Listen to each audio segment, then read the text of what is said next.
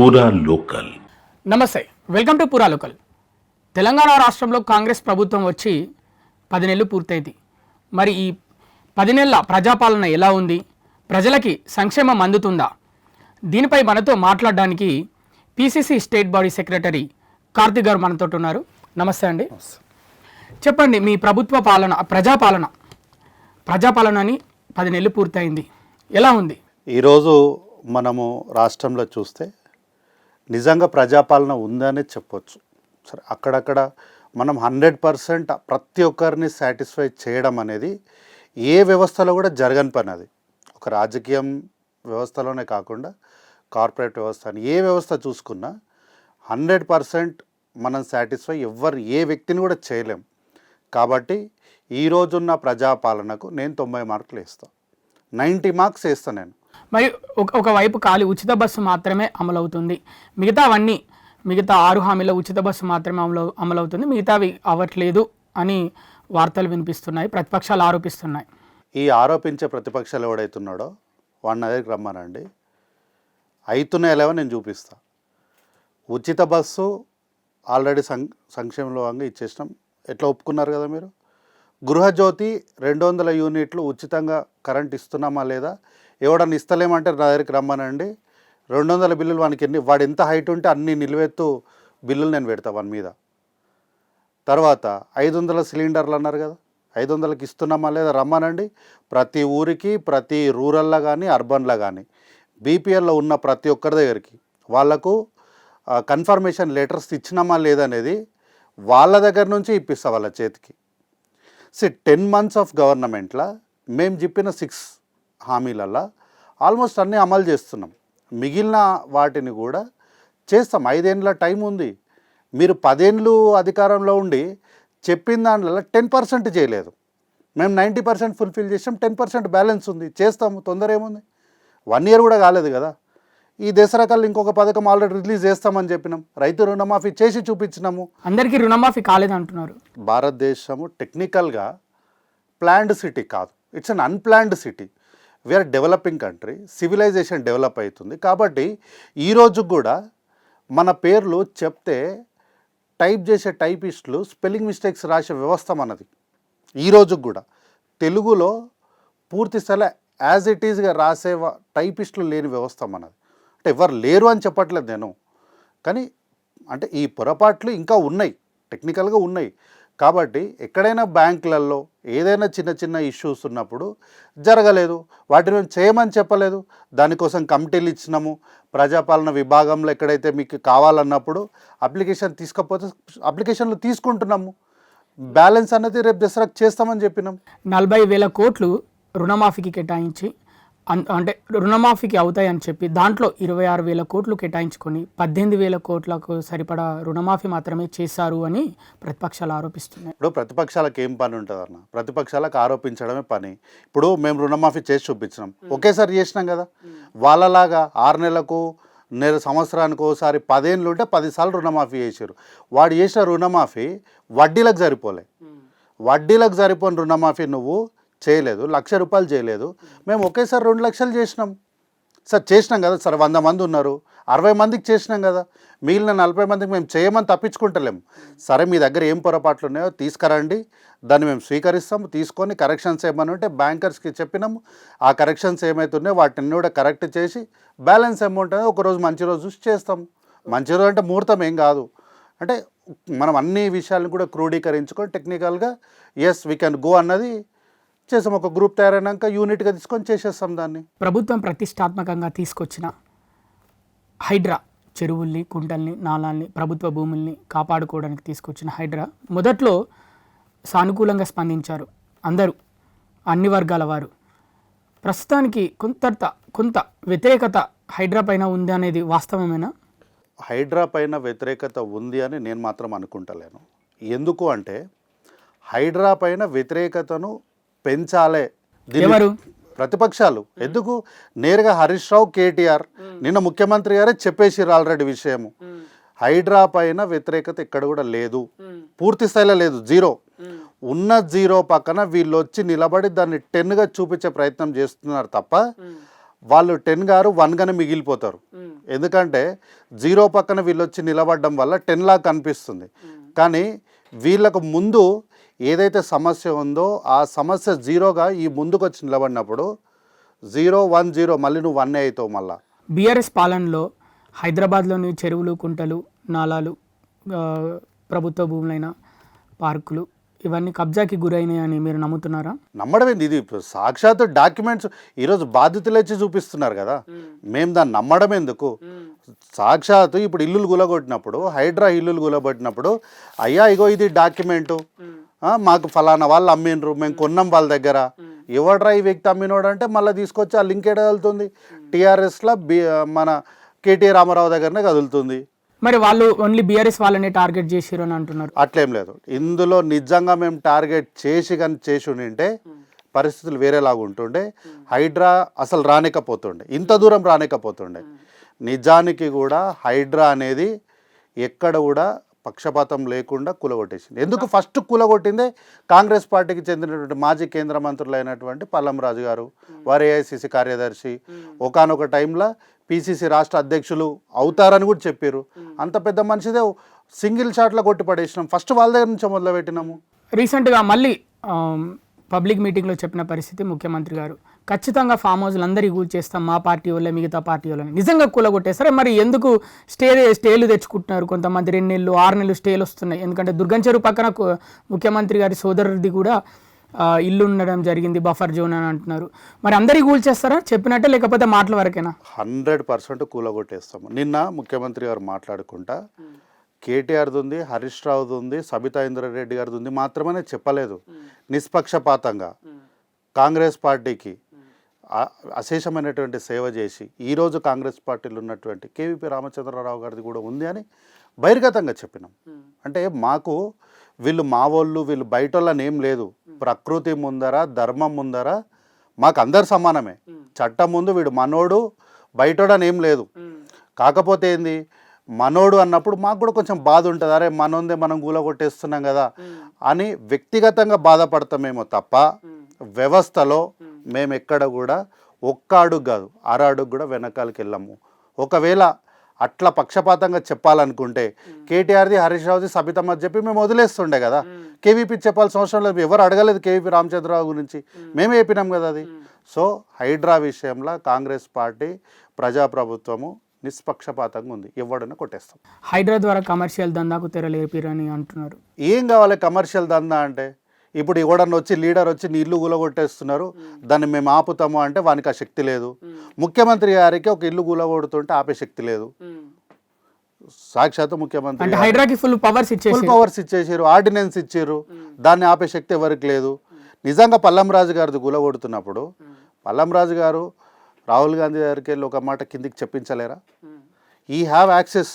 పల్లం రాజు గారికి మేడం గారితో కానీ రాహుల్ గాంధీ గారితో కానీ స్ట్రైట్ అపాయింట్మెంట్ లేకుండా వెళ్ళి మాట్లాడే అంత స్వేచ్ఛ ఉంది అక్కడ. వారు ఒక్క మాటతోనే ఇదంతా ఆపొచ్చు, కానీ అది చేయలేదు. అది ఈవెన్ రాహుల్ గాంధీ గారు కానీ కాంగ్రెస్ పార్టీ పెద్దలు కానీ ఎవ్వరు కూడా ఒక కూలగొట్టడంలో, అంటే అది బఫర్ జోన్లో కానీ ఎఫ్టీఎల్లో ఉంది అంటే మట్టుకు ఎవ్వరు కూడా ఇన్వాల్వ్ అవ్వట్లేదు. కమర్షియల్గా ఎవడైనా అట్లాంటివి చేస్తే కూడా మా దృష్టికి తీసుకురండి అని ముఖ్యమంత్రి గారు మీడియా సాక్షిగా ఓపెన్గా చెప్పారు. ఇవి ఇంత చెప్పిన తర్వాత కూడా ఇంకా ఎవడన్నా మీ ఇల్లు ఆపుతామని చెప్పి వచ్చి వాడిని నమ్మితే మీకన్నా అమాయకులు ఎవరు లేరు. ఇక సాక్షాత్తు కాంగ్రెస్ మంత్రి చెప్పిన పరిస్థితి అంటే బీఆర్ఎస్ పార్టీ వాళ్ళు డబ్బులు ఇచ్చి మరీ తిట్టిపిస్తున్నారు, ముఖ్యమంత్రిని టార్గెట్ చేశారు, 5,000 2,000 వ్యక్తికి డబ్బులు ఇచ్చి తిట్టిపిస్తున్నారు అని ఆరోపించారు. అది నిజమే అంటారా? 100% నిజం. ఎందుకంటే ఇప్పుడు మన ఇద్దరు ముందర ఒక సమస్య వచ్చినప్పుడు మీ స్టైల్లో మీ ఆలోచన విధానానికి మీరు ఒకలాగా రియాక్ట్ అవుతారు, నా స్టైల్లో నా ఆలోచన ప్రకారం నేను ఒకలాగా రియాక్ట్ అవుతా. మీరు నేను ఒకేలాగైతే ఆలోచన చేయం. సరే భావాలు ఒకటైనా కూడా దాన్ని ఆచరించే విధానం వేరేలాగా ఉంటుంది. కానీ మీరు చూడండి, ఈ ఎవరైతే వీడియోస్ వచ్చినాయో ఆ వీడియోస్ అన్ని లైన్గా పెట్టి చూడండి, ఒకటే భాష, ఒకటే పదము, ఒకటే స్లాంగు, ఒకటే, అంటే అంతిమ లక్ష్యం అనేది ఒకటే. ఏంది, రేవంత్ రెడ్డికి శాపనార్థాలు పెట్టాలి, వాళ్ళ అమ్మని తిట్టాలి, వాళ్ళ నాయనని తిట్టాలి, ఆయన పుట్టుకని తిట్టాలి, తర్వాత ఆయన బిడ్డని తిట్టాలి, మనవడిని. ఏం చేసిండు అన్న మిమ్మల్ని? మనవాడు ఏమన్నా మీ ఇంటికి వచ్చిండా? మీరేమన్నా మనవాడిని ఎప్పుడు చూసిరా పాపం ఆ చిన్న పిల్లాడిని ఎప్పుడన్నా? మీరు కల్లారా పూర్తిగా ఆ పిల్లాడు ఎట్లుంటాడు, ఆ పిల్లాడి కలర్ ఎట్లుంటుందో మీకు తెలియదు. ఆ పిల్లాని మీద శాపనార్థాలు పెట్టను. ఇంకే వాళ్ళకేమవసరం? అంటే ఇవి విపక్షాలు చేపిస్తున్నాయా? 100% విపక్షాలని అందరూ ఏం లేదు, నేను నేరుగా చెప్తా. ఎవరు? కల్వకుంట్ల తారక రామారావు, హరీష్ రావు, వీళ్ళిద్దరికి ఒకటే ఏంది అంటే సైకలాజికల్గా దెబ్బతీయాలి. అంటే ముఖ్యమంత్రి గారు ఏంది అంటే ఈ మాటలన్నీ విని అరే ఏ పాపం ఎరగని నా మనవడిని కూడా వీళ్ళందరూ శాపనార్థాలు పెడుతున్నారు, ఏమో నాకు వచ్చింది ఏముంది, పోతే పోనీ ఎట్లన్నా జావని కొడుకులు అని చెప్పి సైకలాజికల్గా దెబ్బతీయడానికి హరీష్ రావు అనేటోడు బ్రాండ్ అంబాసిడర్. బ్లాక్మెయిల్ చేయడంలో కేటీ రామారావు అంటాడు బ్రాండ్ అంబాసిడర్. వీళ్ళిద్దరు బామర్దులు కలిసి ఆడిన నాటకమే తప్ప ఎవ్వరు కూడా నాకు తెలిసినంత వరకు ప్రజలు ఎవ్వరు కూడా ఇంకోటి తెలంగాణ రాష్ట్రంలో తెలంగాణ ప్రజలు తెలంగాణ భావాలు కలిగినోడు కానీ తెలంగాణ బ్రీడ్ ఉన్నోడు ఎవ్వడు కూడా ఆ లాంగ్వేజ్ యూజ్ చేసి మాట్లాడరు. అసలు తెలంగాణ భాషనే కాదు అట్లా. ఓకే, ప్లాన్ చేయించి మాట్లాడు అంతే. నువ్వు ఎంత గట్టిగా తిడితే అన్ని పైసలు, మినిమం 2000, సెంటిమెంట్ వంటితే 5000 నుంచి 7000 రూపాయలు. మరి అలా మాట్లాడిన వాళ్ళపైన గవర్నమెంట్ యాక్షన్ తీసుకుంటే మరి పరిస్థితి ఏంది? మరి ఇప్పుడు అమాయకులు అన్న వాళ్ళు ఏముంది, వాళ్ళ అమాయకులు ఆల్రెడీ వాళ్ళ ఇల్లు పోతుంది, వాళ్ళకి కొంత బాధ ఉంది. బాధ ఉన్నప్పుడు ఇక కొంత వీళ్ళు ఏదో ఆసరా అవుతారు, మీకు దారి ఖర్చులు చూసుకుంటాం, మిమ్మల్ని చూసుకుంటాం అంటే వాళ్ళు కొంత ఎమోషనల్గా మాట్లాడారు.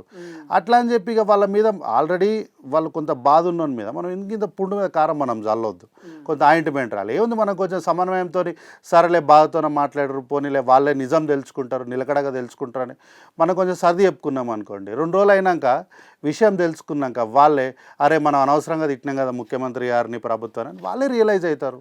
మూసి చుట్టుపక్కల ఉన్న ఇళ్లలో కూలగొడితే ఆ బుల్డోజర్లకు ఎదురుగా మేము పడుకుంటామని కేటీఆర్ అంటున్నాడు. పండుకోమనొచ్చు, పండుకోమనండి. తొక్కేస్తారా మరి పండుకుంటే? నిజంగా చెప్తున్నా, ఆ అంత చిత్తశుద్ధి ఉన్నోడైతే అది జరిగేటప్పుడు ఏడున్నాడు కేటీఆర్? నాకు జ్వరం వచ్చిందని ఇంట్లో వండుకున్నాడు.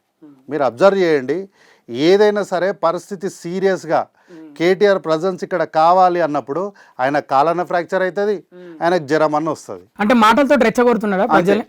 అంతే, ప్రజల్ని రెచ్చగొట్టడంలో బామర్దులు అనేది వీళ్ళిద్దరు కూడా బ్రాండ్ అంబాసిడర్లు. ఒక సందర్భం నేను చెప్తా, చెప్పండి. హరీష్ రావు ఏ వేదిక పైన కిరోసిన్ పోసుకున్నాడో ఆ మీటింగ్లో ప్రత్యక్షంగా నేనే ఉన్నా. ఆ రోజు అంత పెద్ద మనిషికి అన్ని లీటర్ల పెట్రోల్ దొరికింది కానీ అగ్గిపెట్ట దొరకలే. ఆ మీటింగ్లో ప్రత్యక్షంగా నేనే ఉన్నా. సో బ్లాక్మెయిల్ చేసి ఎదుటి వాళ్ళని రెచ్చగొట్టి ఉసిగొల్పడం అనేది వాళ్ళకు వెన్నెటో పెట్టిన విద్య. కల్వకుంట్ల చంద్రశేఖరరావు అనేట ఆయన ఈ రెండు కూడా పెంపుడు జంతువులను వెన్నబెట్టి పెంచిండు ఎదుటి వాళ్ళని రెచ్చగొట్టడానికి. బీఆర్ఎస్ సోషల్ మీడియా పేజెస్ అంటే ట్విట్టర్లో అయినా మిగతా ప్లాట్ఫామ్స్ ఏదైతే సామాజిక మాధ్యమాలలో తెలంగాణ కాంగ్రెస్ ప్రభుత్వానికి సంబంధించి మహిళా మంత్రుల్ని టార్గెట్ చేసి పోస్టులు పెడుతున్నారు. దానివల్ల ఇంత గొడవ రచ్చ జరుగుతుందని మీరు నమ్ముతారా? వాళ్ళ వల్లనే స్టార్ట్ అయిందా లేకపోతే మీరు స్టార్ట్ చేశారా? అఫ్ కోర్స్ వాళ్ళ వల్లనే స్టార్ట్ అయింది. ఎందుకంటే గతంలో వాళ్ళు చేసిన తప్పులను సరే ఈరోజు ఎమోషనల్గా ఇవ్వడానికి ఏమైనా మాట్లాడినా కూడా కొంత చదువుకున్న వాళ్ళు అంటే దగ్గరలో స్థానిక సంస్థలు ఉన్నాయి, జిహెచ్ఎంసీ ఎన్నికలు ఉన్నాయి. కాబట్టి ఈరోజు రేపు ఊర్లలో కూడా అందరు చదువుకున్న పిల్లలు ఉన్నారు, చదువుకున్న వాళ్ళు ఆలోచన చేస్తున్నారు. కాబట్టి వాళ్ళు మొదటి 5 సంవత్సరాలల్లో ఏ రోజు కూడా మహిళా కమిషన్ లేదు వాళ్ళ ప్రభుత్వం, మొదటి ప్రభుత్వంలో మహిళా మంత్రి లేదు, ఆఖరికి మహిళా శిశు సంక్షేమ శాఖకు కూడా మొగోళ్ళే మంత్రులు. ఒక మహిళకు ఏం అవసరం ఉంటుంది, ఒక డెలివరీ ఒక కానుపు అయినప్పుడు తనకి ఏం అవసరాలు ఉంటాయన్నది ఒక స్త్రీకి తెలుస్తుంది, నీకేం తెలుస్తుంది? కనీసం మహిళా మంత్రులు ఇయ్యని వీళ్ళు మహిళల పైన గౌరవం. కేటీఆర్కి మహిళలు అంటే గౌరవం లేదా? 100% లేదు. ఎట్లా చెప్తున్నారు? నిజంగా కేటీఆర్కి మహిళల పట్ల గౌరవం ఉంటే ఇప్పుడు ప్రజాప్రభుత్వం వచ్చింది, మహిళలకు ఉచిత బస్సు ఇచ్చింది, మీరు వ్యతిరేకిస్తారా అంటే మేము ఎందుకు వ్యతిరేకిస్తాం, ఇంకా మంచిగా పెట్టుకోండి, ఇంకా ఫ్రీగా ఇచ్చుకోండి, పోయి రికార్డింగ్ డ్యాన్సులు చేసుకోండి అంటాడా? ఎవరు ఇవ్వాలి రికార్డింగ్ డ్యాన్సులు? చేయమను ఆయన బిడ్డను, ఆయన భార్యను, వాళ్ళ అమ్మను, వాళ్ళ అత్తలు ఇవ్వాలంటే వాళ్ళని చేసుకోమని రికార్డింగ్ డ్యాన్సులు. తెలంగాణ ఆడబిడ్డలకి ఏం అవసరం అండి రికార్డింగ్ డ్యాన్సులు చేసుకోవడానికి? ఏం తెలంగాణ ఆడబిడ్డలకు ఆత్మగౌరవం లేదా? రికార్డింగ్ డ్యాన్సులు చేసుకొని బతికిరా తెలంగాణలో? ఏమన్నా కొండ సురేఖని అలాగే సీతక్కని మహిళా మంత్రులు ఉన్నారు కదా, వీళ్ళని అంటే కావాలనే టార్గెట్ చేశారా? ఓన్లీ వాళ్ళు బడుగు బలహీన వర్గాలకు షెడ్యూల్ తెగలకు చెందిన అంటే చిన్న స్థాయి నుంచి ఈ కల్వకుంట్లకి ఏంటంటే ఈ చిన్న స్థాయిలో ఉంటారు కదా, అంటే చిన్న స్థాయి అంటే నా ఉద్దేశం ఏంటంటే వాళ్ళ జీవన విధానం గురించి చెప్తున్నా. అంటే నేను కులాల గురించి నేనేం మాట్లాడతలేను. అంటే వెనుకబడిన ప్రాంతాల నుంచి కానీ, అంటే చిన్న కుటుంబాలు, అంటే వ్యవసాయం చేసుకొని కూలి పని చేసుకొని అట్లాంటి చిన్న కుటుంబాల నుంచి వాళ్ళ స్థాయికి వాళ్ళకు సమానంగా వచ్చి కూర్చునేసరికి వాళ్ళకు అది బాడీలో అయితలేదన్నమాట, చూడలేకపోతున్నారు. ఇప్పుడు తెలంగాణ రాష్ట్రంలో ప్రజాప్రభుత్వంలో సీతక్కకు కానీ కొండా సురేఖక్కకు కానీ వీళ్ళకు అత్యంత ప్రాధాన్యత ఉంది.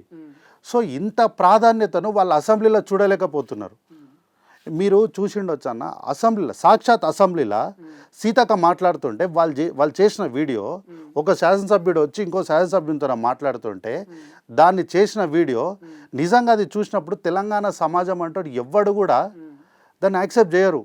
అంటే కావాలని అలాంటి పోస్టులు పెట్టిస్తున్నారా ఎవరైనా వెనకాల ఉండి? ముఖ్యంగా 100% పెట్టిస్తారు. ఇప్పుడు ఎందుకు నేను పెట్టిస్తాను, కల్వకుంట్ల తారక రామారావే ఒక ప్రెస్ మీట్, ఒక కార్యకర్తల సమావేశం పెట్టి మనకు యూట్యూబ్ ఛానళ్ళు కావాలి, యూట్యూబ్ ఛానళ్ళు పెట్టండి, మిమ్మల్ని నేను చూసుకుంటా అని చెప్పి ఆయనే ఓపెన్ ఆఫర్ ఇచ్చిండు.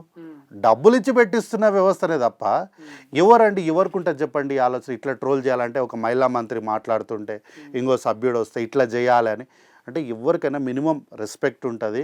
శాసనసభ ఇది అని మినిమం ఉంటుంది. శాసనసభ అనే రెస్పెక్ట్ ఎవరికి లేదంటే ఈ బీఆర్ఎస్ పార్టీలకు తప్ప అందరికీ శాసనసభలో ఆ సభ అంటే రెస్పెక్ట్ ఉంది.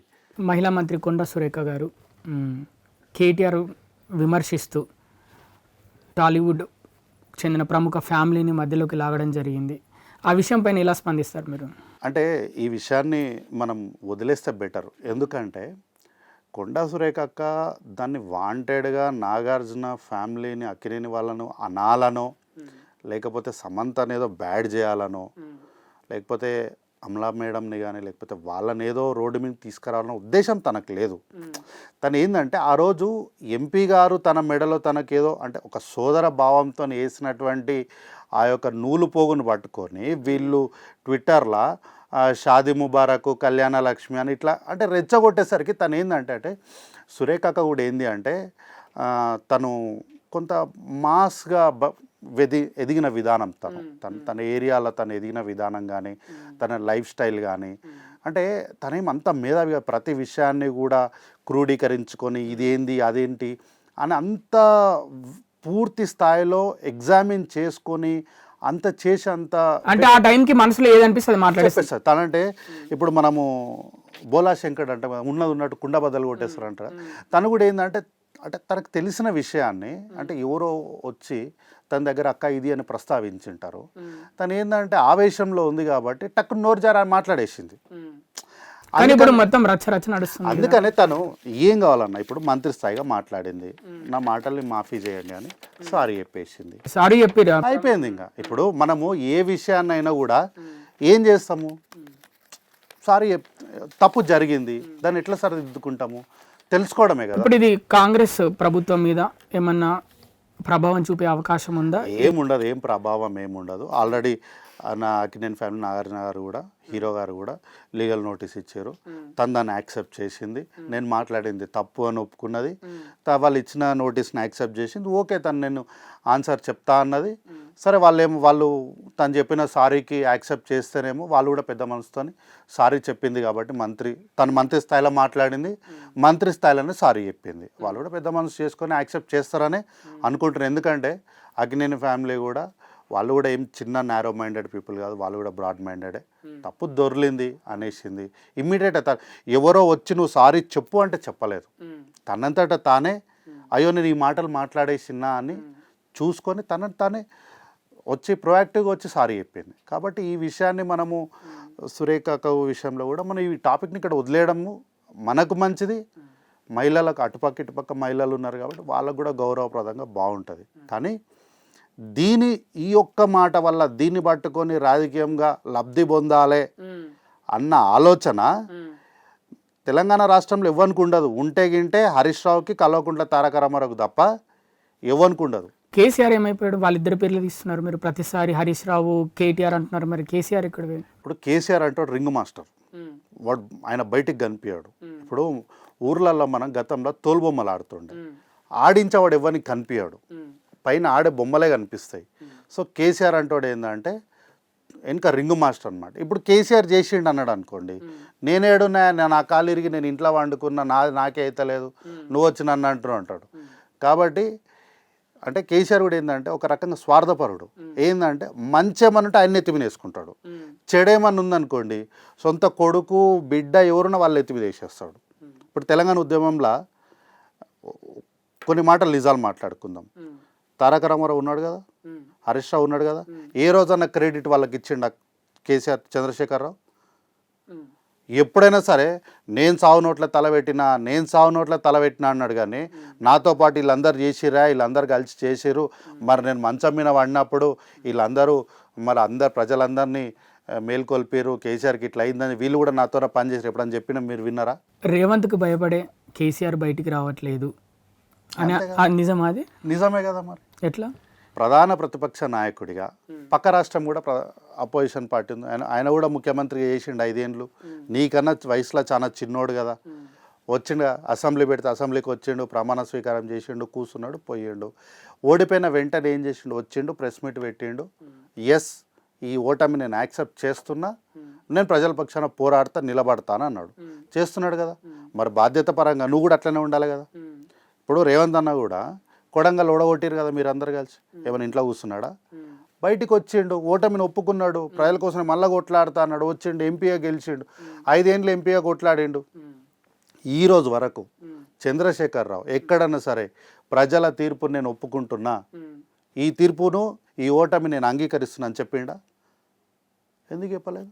అంటే నీకున్న అహంకారం ఇంకా దిగలే. ప్రజాస్వామ్యం దించుదాం అనుకుంటున్నారా మీరు? 100% దించి నేల మీద నిలబెడతాం ఖచ్చితంగా. కల్వకుంట్ల చంద్రశేఖరరావుని తీసుకొచ్చి ఎంత ఎత్తునున్నాడో అంతే ఎట్లా ఎదిగిండో అట్లనే తీసుకొచ్చి ఆయన కాళ్ళను ఈ భూతల్లికి ఆనిస్తాం, ఈ నేల మీద నిలబెట్టే వరకు కొట్లాడతాం. ఈరోజు కూడా కాంగ్రెస్ పార్టీ కార్యకర్తలుగా మేము పార్టీ అధికారంలో ఉన్నప్పటికీ కూడా మేము ప్రతిపక్షంలో ఉన్నామన్న భావంతోనే కొట్లాడుతున్నాం. ఎందుకంటే ప్రజల తరఫున ఎందుకు అంటే వీళ్ళు ప్రజలకు చేసిన మోసాలు కానీ, ప్రజలకు చేసిన అన్యాయాలు కానీ, స్కామ్లు చేసిరా ఎవరు? వీళ్ళంటే కల్వకుంట్ల చంద్రశేఖరరావు అండ్ కో, వీళ్ళు చేసిన స్కాములు కానీ, వీళ్ళు చేసిన బయట పెడతలేరు. మరి ఎందుకు మీరు వచ్చి ఎప్పుడు పెడతారు? సమయం సందర్భం ఎప్పుడు వస్తుందో ఆ రోజు తప్పకుండా పెడతాం. ఆల్రెడీ హైడ్రా విషయంలో మేము ప్రత్యేకంగా మేము చెప్పే అవసరం లేదు. ఇప్పుడు మేము చెప్పినాం అనుకోండి, మీకేం పని లేదు, మీకు ఆయన బీఆర్ఎస్ మీద కోపం ఉంది కాబట్టి మీరు వాంటెడ్గా చెప్తున్నారు అని అంటారు. మేమేం చెప్పకుండానే ప్రజలు వచ్చి చెప్తున్నారు, డాక్యుమెంట్లు చూపిస్తున్నారు. ఏమని? అన్న ఈ జాగాను మేము ఫలానోతో కొన్నాము అని. ఎవడు రా ఫలానోడు అంటే ఇంతకుముందు 1 లింక్ మళ్ళీ కేటీఆర్తోనే దొరుకుతుంది. సో వీళ్ళు చేసిన అక్రమాలను మా నోటితో చెప్పేది ఏం లేదు, ప్రజలే ఆధారాలతో సహా తీసుకొచ్చి మీడియాకు చూపిస్తారు. కాంగ్రెస్ పార్టీని ఇష్టపడి వస్తున్నారా ఎమ్మెల్యేలు? పార్టీ మారుతున్నారా, లేకపోతే ఏమన్నా వెనుకుండి బెదిరించో లేకపోతే ఆస్తులు కాపాడుకోవడానికి మీ దగ్గరికి వస్తున్నారా? ఈ బెదిరింపు రాజకీయాలు ఫామ్ హౌస్లో జరుగుతాయి అన్న, కాంగ్రెస్ పార్టీలో జరగవు. ఎందుకంటే కాంగ్రెస్ పార్టీలో పరిపాలన అనేది సమిష్టి నిర్ణయం. ఒక్క రేవంత్ రెడ్డి గారో, ఒక్క బట్టి విక్రమార్క గారో, ఉత్తమ్ గారో, కోమటిరెడ్డి గారో, శ్రీధర్ బాబు ఒక్కరి చేతిలో నడవదు. ఇది వ్యవస్థ. ఈ వ్యవస్థను అందరూ కలిసి నడుపుతారు తప్ప ఇది ఇక్కడ వ్యక్తి పూజకు స్థానం లేదు. ఏ ఒక్క వ్యక్తికి కూడా కాంగ్రెస్ పార్టీలో పూజ జరగదు. ఏదైనా సరే వ్యవస్థ ఎట్లా చెప్తుందో అట్లా చేస్తారు. ఇప్పుడు నిన్నాక మొన్న చూసిరు, ఓ సమస్య వచ్చింది, రేవంత్ రెడ్డి గారు ఒక నిర్ణయం తీసుకుంటే అయిపోయాయి ముఖ్యమంత్రిగా. కానీ ఆయన అట్లా చేయలే. సిఎల్పిగా ఉన్న ఎమ్మెల్యేలందరినీ పిలిపించుకొని, మంత్రులను పిలిపించుకొని, సలహాదారులను పిలిపించుకొని, నామినేట్ అయిన కార్పొరేషన్ చైర్మన్లను పిలిపించుకొని ఈ నిర్ణయం అనుకుంటున్నాము, ఏం చేద్దాం, మీ సలహాలు కూడా చెప్పండి అని అందరి సలహాలు తీసుకొని నిర్ణయాలు తీసుకుంటున్నారు. అరకపూడ గాంధీ ప్రస్తుతం కాంగ్రెస్ పార్టీకి సంబంధించిన వాడా, బీఆర్ఎస్ పార్టీకి సంబంధించిన వాడా? ఇప్పుడు సాక్షాత్ ఎమ్మెల్యే గారే చెప్పారు, నాకు కప్పింది దేవుడి కండువా, కాంగ్రెస్ కండువా కాదు అని. ఎస్, అఫ్ కోర్స్ కాంగ్రెస్ కండువా అని మీరు గతంలో కూడా చూసినప్పుడు 3 రంగులు హస్తం సింబల్ ఉంటే అది కండువా. ఇప్పుడు మీకు ఇక్కడ ఒక ఉదాహరణ చెప్తా. మనం ఎట్లా టాలీవుడ్ గురించి మాట్లాడుతున్నాం కాబట్టి నాగబాబు గారు ఒక మాట అన్నారు, ఎర్ర కండువాలన్నీ జనసేన కండువాలు కాదు, మా కండువా తెలుపు రంగులో ఒక పక్క స్టార్ గుర్తుంటుంది మా పార్టీది, ఇంకో పక్క మా అధ్యక్షులు పవన్ కళ్యాణ్ గారు గుర్తుంటుంది, అది మా పార్టీ జెండా అని. ఏ పార్టీకైనా దానిపైన ఆ పార్టీ హస్తం మా కాంగ్రెస్ పార్టీ అయితే హస్తం గుర్తుంటే అంటే ఇప్పటికే మీ పార్టీ వాడు కాదంటున్నారా? అంతే కదా. మొన్న పీసీసీ మీటింగ్కి వచ్చిందని వాళ్ళు ఆరోపిస్తున్నారు. అది ఏమైందంటే మా కాన్సెన్సీలో, షేర్లింగంపల్లి కాన్సెన్సీలో మీటింగ్ జరుగుతుంది కాబట్టి ముఖ్యమంత్రి గారు వచ్చారు కాబట్టి గౌరవప్రదంగా, సరే మా సొంత కాన్సెన్స్కి వచ్చారు కాబట్టి మాకు కొన్ని నిధులు ఇవ్వండి, మీరు ఇక్కడికే వచ్చారు కాబట్టి మీకు కొన్ని విషయాలు చెప్తామని చెప్పి వాళ్ళు గౌరవంగా కలవడానికి మరి బీఆర్ఎస్ వాళ్ళు బీఆర్ఎస్ ఎమ్మెల్యేలు కొట్టుకుంటే మీ మీద ఎందుకు కొడుతున్నారు వాళ్ళు? ఇప్పుడు అదే చేయాలి. ఇప్పుడు వాళ్ళకి ఇంకొక టాపిక్ లేదు, ఇంకో టాపిక్ లేనప్పుడు ఏం చేయాలి? ఇదే చేయాలి. ఇప్పుడు నువ్వు నేను కొట్టుకొని ఏం చేద్దాం? బట్ట కాలిన తర్వాత తీసుకొని వాడి ముఖం మీద వేసేద్దాం, వాడికి మష అంటితే వాడే కడుకోవాలి. ఇక అంటే ఏం జరిగినా కాంగ్రెస్ ప్రభుత్వం, అంటే ఏం జరిగినా కాంగ్రెస్ పార్టీకి వెళ్ళాలి. ఇప్పుడు నువ్వు చేసిన తప్పే ప్రతి ఒక్కరు చేస్తారు అనుకోవడం మూర్ఖత్వం.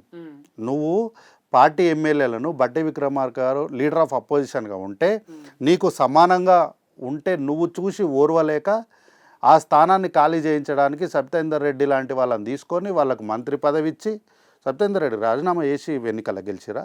కాంగ్రెస్ పార్టీ మీద గుర్తు మీద గెలిచి ఓడిపోయిన పార్టీ నుంచి నువ్వు ఎట్లా మంత్రి అయినావమ్మా? ఇట్లా ఈమెను మంత్రిని చేసి ఉన్న వాళ్ళని బెదిరించి బ్లాక్మెయిల్ నువ్వు చేస్తావు ఫామ్ హౌస్ రాజకీయాలు. కాంగ్రెస్ పార్టీకి లేదు అట్లాంటి అవసరం. ఏంటంటే రేవంత్ రెడ్డి గారు ఏమన్నా ఫామ్ హౌస్లో ఉన్నాడా? ఏ ఇంట్లో అయితే అపోజిషన్ పార్టీ లీడర్ కూడా అదే ఇంట్లో ఈరోజు ఉన్నాడు. పొద్దున్న లేస్తున్నాడు, 9 గంటలకు లేచి సెక్రటేరియట్కి వచ్చి సాయంత్రం వరకు అధికారులతో సమీక్షలు చేసి ఆయన బాధ్యత నిర్వర్తించి ఇంటికి పోతున్నాడు. రోజు ఆయన ఒక డ్యూటీ చేసినట్టు చేస్తున్నాడు. 10 సంవత్సరాల తర్వాత ప్రభుత్వం మారింది తెలంగాణ రాష్ట్రంలో. ఖైరతాబాద్ వినాయకుడు అంటే ఈసారి ఎప్పుడు లేని విధంగా 70 సంవత్సరాలకు గాను 70 అడుగులు చాలా భారీగా ఈసారి ఉత్సవాలు జరిగాయి, సక్సెస్ఫుల్గా జరిగాయని అందరు చెప్పుకుంటున్నారు. అంటే ముఖ్యమంత్రి గారు ముందుండి నడిపించారా లేకపోతే ఏంటి? ఇంత ఘనంగా చేయడానికి కారణం ఏంటి? అంటే మాకు ప్రజాస్వామ్యం పైన, డాక్టర్ బిఆర్ అంబేద్కర్ గారు రాసిన రాజ్యాంగం పైన ఎంత గౌరవం ఉంటుందో దేవుడి పట్ల కూడా గంతే భక్తి ఉంటుంది మాకు. మేము దేవునితోనే రాజకీయాలు చేయం, దేవుని ముందర రాజకీయాలు చేయం. దేవుడి ముందు మాకు ముఖ్యమంత్రి అయినా ప్రధానమంత్రి అయినా దేవుడి ముందు మేము భక్తులం అంతే. ఆయన ఆశీస్సులు ఉంటేనే ఎవడైనా మంత్రి, ఎవడైనా ముఖ్యమంత్రి. అంటే ముఖ్యమంత్రి చొరవ తీసుకున్నాడు ఈసారి ఉత్సవాలు ఘనంగా. గణపతి వినాయక నిమజ్జనం కానీ లేకపోతే ఖైరతాబాద్ వినాయకుడు కానీ ఇట్స్ లైక్ మన తెలంగాణ రాష్ట్రానికి అదొక గౌరవం లాంటిది. అట్లాంటి గౌరవప్రదమైనటువంటి విషయంలో ఒక రాష్ట్ర ముఖ్యమంత్రి నేరుగా వచ్చి ఇన్వాల్వ్ అయిన, అంటే నిమజ్జనం టైంలో వారే పాల్గొంటే, ట్యాంక్ బండ్కి వచ్చి పాల్గొనడం వల్ల ఇన్ని రోజులు ఆంధ్రప్రదేశ్ తెలంగాణ రాష్ట్రాలకు మాత్రమే తెలిసిన వినాయకుడు ఈరోజు ప్రపంచవ్యాప్తంగా తెలిసిండు. అంటే మనకున్న ఖ్యాతిని, కీర్తిని ప్రపంచ దేశాలకు మనం చేర్చగలిగినాం అన్ని రంగాల్లో కూడా. ఇప్పుడు ఫ్రీ బస్ ఇచ్చినా వీఆర్ ద ఫస్ట్. ఇప్పుడు పక్క రాష్ట్రంలో ఇంకా ఇవ్వలేదు, బట్ మనం ఇచ్చినాం. Within 2 days government form అయింది, శాసనసభ్యులు, స్పీకరు, సభ జరిగింది, సాయంత్రమే తీసుకొచ్చి ఇచ్చేసినాం. దానివల్ల అంటే సంక్షేమాన్ని, భక్తిని రెండిటిని కూడా మనం ప్రపంచ దేశాలకు మన ఖ్యాతిని పెంచడంలో మన వంతు పాత్ర పోషించాలి. ముఖ్యమంత్రి గారు ఆ పని చేశారు. అక్కడ పార్టీలను చూడలేదు అన్నమాట, ఏం లేదు, పార్టీలను చూడలేదు, ఏం చేయలేదు. ఎందుకు అపోజిషన్ లీడర్ అయినటువంటి రాజాసింగ్ గారే ముఖ్యమంత్రి రేవంత్ రెడ్డి గారు ధర్మం తెలిసిన వ్యక్తి అని కితాబ్ ఇచ్చారు. సో ఇట్లాంటిది అప్పుడెప్పుడో గతంలో ఇందిరాగాంధీ గారికి అటల్ బిహారీ వాజ్పేయి గారు ఇచ్చారు కాళికాదేవి అని చెప్పి. అంటే అప్పుడు జరిగిన సందర్భం, యుద్ధం సందర్భంలో, పాకిస్తాన్కి బంగ్లాదేశ్ జరిగిన యుద్ధం సందర్భంలో మనం యుద్ధం గెలిచినప్పుడు, అంటే రాజకీయాలు అనేటివి ఎన్నికల వరకే. పార్టీలు, రాజకీయాలు, కండువాలు, జెండాలు ఇవన్నీ కూడా మనకి ఎన్నికల వరకే. ఎన్నికలు అయిన తర్వాత పరిపాలన, ప్రజాస్వామ్యము ఇచ్చిపుచ్చుకునే ధోరణిలో తప్పు చేసినప్పుడు నిలదీయాలి, ఖండించాలి, ఇస్తూ సూచనలు చేయాలి. మంచి చేసినప్పుడు అభినందించాలి, దాన్ని ముందుకు ఇంకెట్లా తీసుకెళ్లాలనో కూడా సూచనలు ఇవ్వాలి. సో నా ఉద్దేశంలో ప్రతిపక్షాలకు ఏంటి అంటే, నీకు నిలదీసే హక్కు ఎంత ఉందో ప్రోత్సహించే బాధ్యత కూడా ఉండాలి. సూచన చేయడం అనేది కామన్ థింగ్గా ఉండాలి. లోకల్ బాడీ ఎలక్షన్స్, స్థానిక సంస్థల ఎన్నికలైనా గ్రామ పంచాయతీ ఎన్నికలు, కార్యాచరణ ఏంటి కాంగ్రెస్ పార్టీది? మరి అసెంబ్లీ ఎన్నికల్లాగానే దూసుకుపోతుందా? ఈరోజు శాసనసభలో మాకు మెజారిటీ సీట్లు వచ్చినాయి, పార్లమెంట్లో 8 సీట్లు వచ్చినాయి. సరే అనుకున్నన్ని రాలేదు, బట్ 8 వచ్చినాయి. But we reach our target. 10 అనుకున్నారు కదా, 10 అనుకున్నాము, 8 వచ్చినాయి. Okay, satisfied. కానీ ఎవరైతే ఎగిరెగిరి పడి మళ్ళా మేము వచ్చేస్తాం, అది చేస్తాం, ఇది చేస్తాం, ఏకేస్తాం, చేసేస్తాం అన్నోళ్ళని జీరోలో కూర్చోబెట్టాలి అని రింగ్ వేస్తే ఆ రింగులో తీసుకొచ్చి కూర్చోబెట్టినాం. ఈరోజు నేను చెప్తున్నా, ఈరోజు మీ మీడియా సాక్షి చెప్తున్నా, స్థానిక సంస్థలైనటువంటి రూరల్లో కానీ అర్బన్ జిహెచ్ఎంసీలో కానీ 2 చోట్ల కూడా వీళ్ళని జీరో వేసి క్లీన్ స్వీప్ చేసి మళ్ళీ అన్ని మేయర్ స్థానాలు కానీ జిల్లా స్థానాలు కానీ సర్పంచ్లు కానీ ఎంపీటీసీలు కానీ అన్నీ కూడా కాంగ్రెస్ పార్టీ క్లీన్ స్వీప్ చేస్తుంది. ఎందుకంటే మనం చేస్తున్నటువంటి పనులను ప్రజలు గమనిస్తున్నారు, వాళ్ళు వాటిని హర్షిస్తున్నారు. వేరే అంటే జిల్లాల్లో కూడా మాకు హైడ్రా కావాలి అని డిమాండ్ చేసే స్థాయికి వచ్చింది. కాబట్టి ఈ ప్రభుత్వం తీసుకున్నటువంటి నిర్ణయాలు రూరల్లో కూడా మంచి సత్ఫలితాలను ఇస్తున్నాయి. అక్కడ ఎవరైతే ఎమ్మెల్యేలు గెలిచారో ఆ ఎమ్మెల్యేలు కూడా ప్రజలకు దూరంగా గడిలో కాకుండా రోజు ప్రజాపాలన పేరు మీద ప్రజల దగ్గరికి వెళ్తున్నారు, వాళ్ళ కష్టాలు ఏందో తెలుసుకుంటున్నారు. ఇంతకుముందు గత ప్రభుత్వంలో ఇవ్వని ఎల్ఓసీలు ఈ ప్రభుత్వంలో ఇస్తున్నారు. పేదవాళ్ళకి ఎల్ఓసీ అనేది చాలా అవసరం, లెటర్ ఆఫ్ క్రెడిట్ అనేది హాస్పిటల్ వైద్య విషయంలో. కాబట్టి ఎల్ఓసీలు కానీ లేకపోతే సీఎం రిలీఫ్ ఫండ్ కానీ లేకపోతే అక్కడ ఇరిగేషన్ ప్రాజెక్టులు, డ్యామ్లు, వీటన్నిటిపైన కూడా మంత్రి ఉత్తమ్ కుమార్ రెడ్డి గారు కానీ లేకపోతే కోమటిరెడ్డి వెంకటరెడ్డి గారు కానీ వీళ్ళందరూ కూడా ఎవ్రీ డే సమీక్ష చేసి వాళ్ళు ప్రజల దగ్గరికి వెళ్తున్నారు. మహబూబ్నగర్ జిల్లాకి మంత్రి ఉత్తమ్ కుమార్ రెడ్డి గారు దాదాపు ఇప్పటికి 3 సార్లు వెళ్ళొచ్చారు. అట్లానే కోమటిరెడ్డి గారు కూడా అంతే. ప్రతి జిల్లాకి మల్టిపుల్ టైమ్స్ వాళ్ళు వెళ్తున్నారు, వెళ్ళి అభివృద్ధి ఎట్లా చేయాలనేది చేస్తున్నారు. అట్లానే జిహెచ్ఎంసీ ఎన్నికల్లో కూడా ఈరోజు రేపు జరగబోయే జిహెచ్ఎంసీ ఎన్నికల్లో కూడా కన్వీనియర్గన్ రీతిలో అంటే ఈ స్థానాల్లో కాంగ్రెస్ పార్టీ గెలుస్తుందా అన్న క్వశ్చన్ ఉన్న దగ్గర కూడా గెలిచి చూపిస్తాం. ఎందుకంటే ముఖ్యమంత్రి రేవంత్ రెడ్డి గారు ఏదైతే ఈ మూసీ విషయంలో ఒక యాక్షన్ ప్లాన్ చేస్తున్నారో ఆ యాక్షన్ ప్లాన్ అనేది 100% జిహెచ్ఎంసీ పరిధిలో వర్కౌట్ అవుతుంది. ఇక్కడ గెలుస్తాము, రూరల్లో కూడా గెలుస్తాం. Thank you so much Karthik గారు. మా పూరా లోకల్ స్టూడియోకి వచ్చి మీ ప్రభుత్వం యొక్క పాలన, ప్రజాపాలన గురించి చెప్పినందుకు, రానున్న రోజుల్లో కాంగ్రెస్ పార్టీలో మీరు మంచి పొజిషన్కి రావాలని మా పూరా లోకల్ ఛానల్ తరఫున కోరుకుంటున్నాను. Thank you.